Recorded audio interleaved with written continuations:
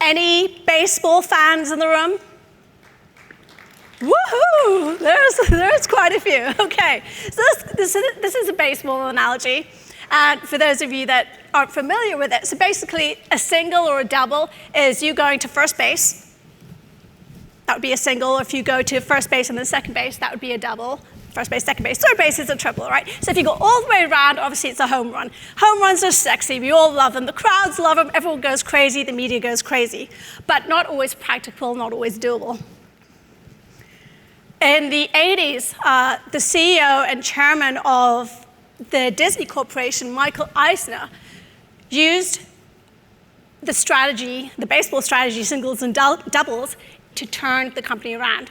So they were going through a lot of financial hardships, and he came in and he said, right, here's the strategy.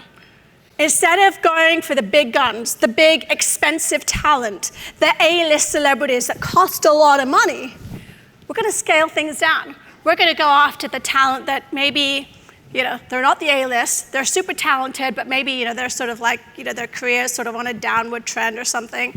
So maybe we can get them at a better cost. We can hire television actors instead of film actors. We're going to cost less money. They did this when they shot Three Men and a Baby.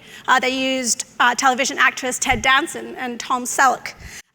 So they got them for a great deal. That entire film cost $11 million to make, and it grossed $167 million in box office sales. So a great example of just kind of scaling back, using the singles and double strategy.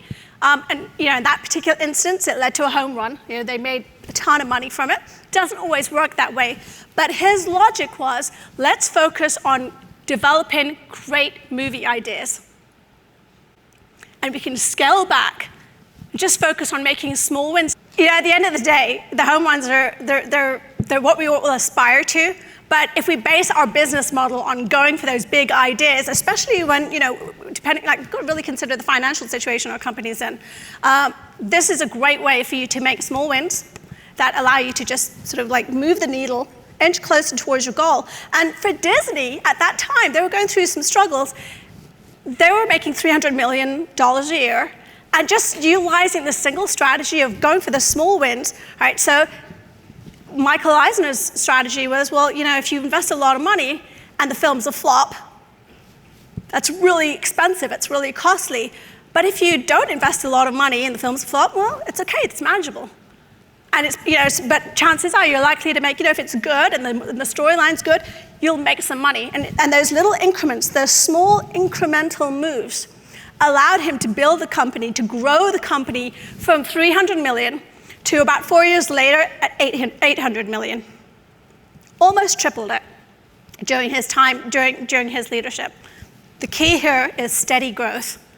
As you're thinking about ideas, be conscious, go for those big, hairy, audacious goals, but also don't be afraid of those small ideas, making those quick wins that can really just sort of edge this company, your strategy, your plan, your idea a little further along.